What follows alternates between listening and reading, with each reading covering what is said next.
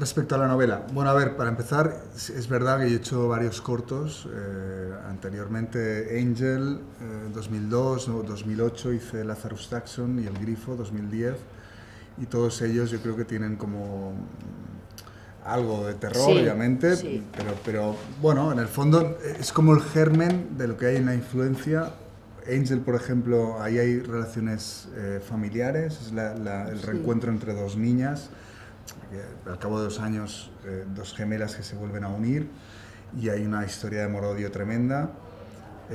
Lazarus Taxon es el padre que, con la ilusión, la esperanza de salvar a su hija muerta, le han dicho que hay un nigromante en una isla y la van a resucitar, y ahí se Así. encuentra con toda una historia truculenta, ¿no? Y El Grifo, bueno, también hay relaciones familiares de un anciano que le abandona. ¿Qué pasa? Que con la influencia lo que hay, que a mí me llamó la atención seguramente, porque son preguntas complicadas. ¿Por qué te gustó el libro? Porque me gustan muchos libros, muchas películas, pero hay algo en la base de relaciones familiares que me gustaba, o de alguna manera quería explotar, ¿no? En la influencia. Y a partir de ahí generar terror. Ahora, una peli larga, tenía la oportunidad y con presupuesto de ir a niveles que no había tocado. O sea, más niveles primero de terror psicológico, ya había jugado con eso. Y luego, obviamente, relaciones entre personajes, familiares, eso es muy importante la influencia, pero luego ya ir más al terror, a veces más directo, más explícito, más acción. O sea, la película tiene como 30 minutos de acción muy potentes, que el público va a agradecer, el público que quiera ver una peli que le atrape y que le genere pues muchas sensaciones, ¿no? Terroríficas, pero de distinto orden y distinto valor, ¿no? Como digo, hay una historia familiar oscura, retorcida, y a partir de ahí se genera el miedo, y obviamente sí hay elementos sobrenaturales en la película, pero se basa mucho en los miedos personales, ¿no? Emma, interpretas, aparte de la película, una mujer mayor, anciana, que está en una cama. Te vemos también en una película de miedo, algo que no es normal, de terror. ¿Qué ha sido para ti, no sé si más complicado, más novedoso en cuanto a la hora de interpretar? Todo, porque para mí ha sido un descubrimiento.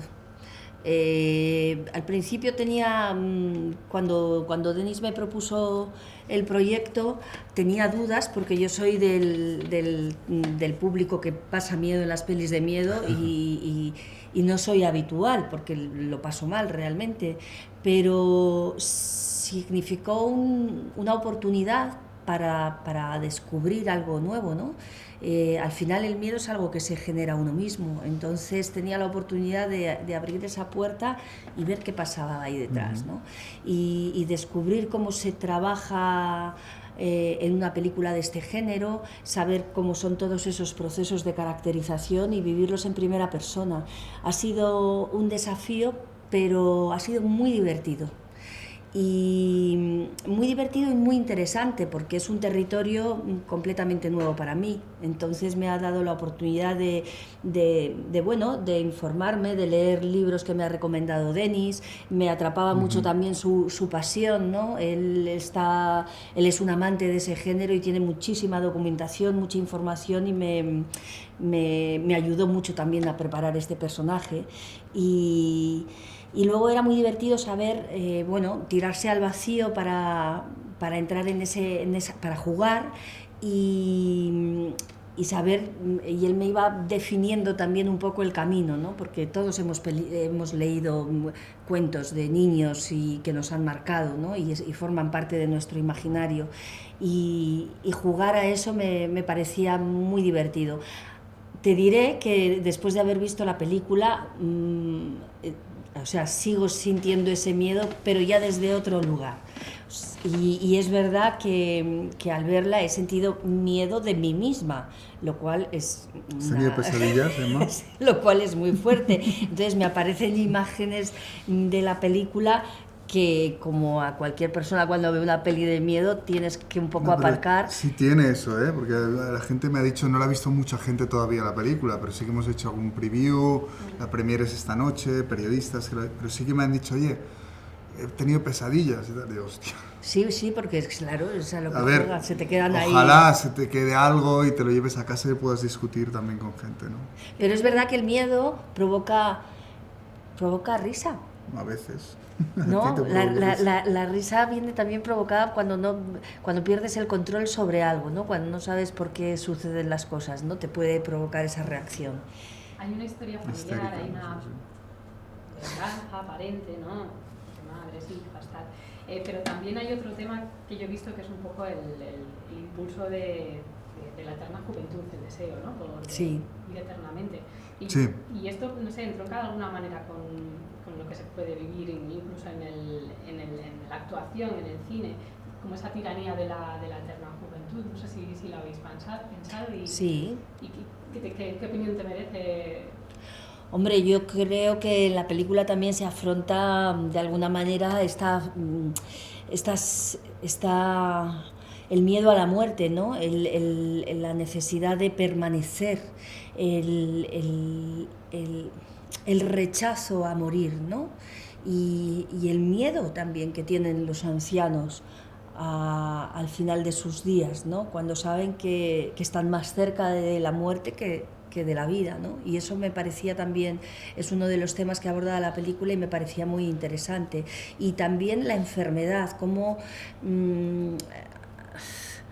eres muchas veces incapaz de resolver situaciones dramáticas o trágicas que has vivido y te quedas anclado en ese sentimiento y esa incapacidad ocupa todo y genera una necesidad de proyectar y de contagiar ese terror, ese dolor, ¿no? A las personas que te rodean. Y ahí es donde se gestiona ese conflicto familiar, ¿no? Que también trata en la película. El conflicto de madres, de hijas, de... Sí, sí.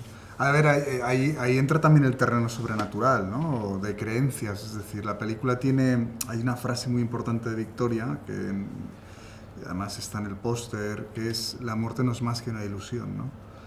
En el fondo, en el libro ya estaba este intento de prevalecer de alguna manera, ¿no? De permanecer en vida. En el libro muere el personaje de Victoria, Queenie, que es como ya un icono de la literatura fantástica inglesa, muere muy, muy pronto. Entonces la influencia que ejerces desde el más allá, ¿no? Entonces nosotros lo que hicimos, en un cambio yo creo que atrevido, pero es lo que es mucho más real, porque se mantiene a Victoria en el ático, o sea, en la parte superior de la casa, ¿no? Pero mantenemos esa esencia, ¿no? De querer, a través de artes ocultas, de la brujería, etcétera, intentar vencer a la muerte, ¿no? Algo hasta ahora quizás imposible, pero quiere decir que es esa ilusión que genera este mago de la ilusión, esta maga de la ilusión, ¿no? Esta sacerdotisa, ¿no? que es Victoria, que nos ayuda a entender también todo el proceso, ¿no? En el fondo también pues, es una película de posesiones, pero Sí. tiene una motivación, ¿no? O sea, más allá también de esto, una pérdida. Y yo creo que más allá de la peli, o sea, todas las personas que hemos vivido la pérdida de alguien, Sí. de un ser querido, sentimos la influencia el sentimiento que has tenido de esa relación, ¿no? Uh-huh. O sea, las personas se mueren, pero no se marchan. Dejan el plano físico, quedan, ¿no? Pero se quedan. Sí, se sí. quedan, ¿no? Y las recuerdas constantemente en situaciones, en momentos, en detalles, ¿no? O sea, que sí que existe una influencia de los seres que amamos y permanecen en nosotros, ¿no? Esto ya más allá de la película, pero que también está en la película, ¿no?